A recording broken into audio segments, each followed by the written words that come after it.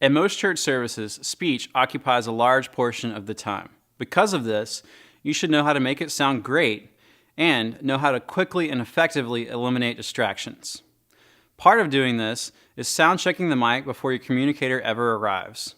You should have a friend or another sound guy put on the mic and go to the stage and do a sound check for you. If you have a loud communicator, have your test subject speak loudly. If you have a soft-spoken communicator, have your test person speak softly so that you get an accurate representation of what it's going to be like. When you send your test subject up to the stage and you sit down at the console, the first thing you'll want to do is turn on your high-pass filter. You don't need any frequencies below 150 Hz for speech. After this, you can probably go ahead and reduce some low-mid frequencies and maybe even some mid-range frequencies. Now, once your person is on stage, you can push the mic up until it becomes audible. Now, if you don't have any feedback problems and the speech is perfectly audible, no need to EQ anymore. But if you start getting feedback before it's loud enough to hear clearly, then you'll want to do what's called ringing the mic out. What this is when you push the fader up until you start to get a little bit of feedback. Now, you don't want a lot of feedback because you can damage your sound system if you do this. But there's usually a point when you push up the fader that you can get controlled feedback, so it's just a nice steady tone of feedback. You'll go to one of your mid bands in your EQ and reduce it.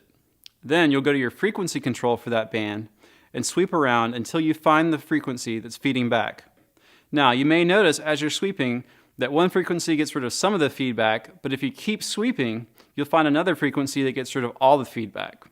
So, for instance, let's say you're sweeping and you hit 500 Hertz and the feedback goes away a little bit, but it's still there some. And you sweep on down to 250 Hertz and the feedback is completely gone. This is because of harmonics.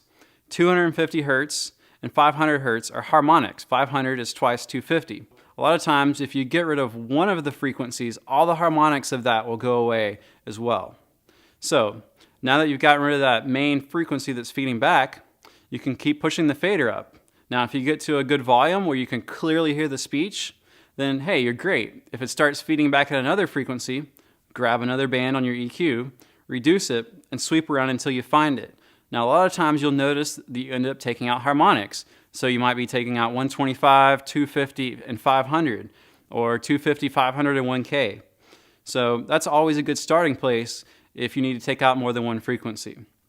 So go ahead and take out that frequency, and then you should be good to go.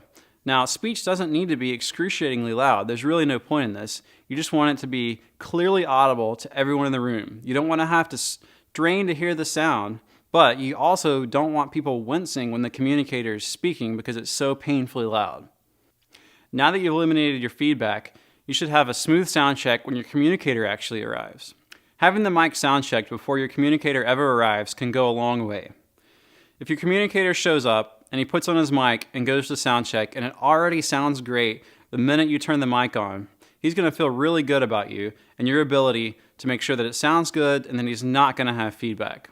The last thing you want is your communicator to be worried about feedback when he really needs to be worried about what he's going to say when he gets up on that stage.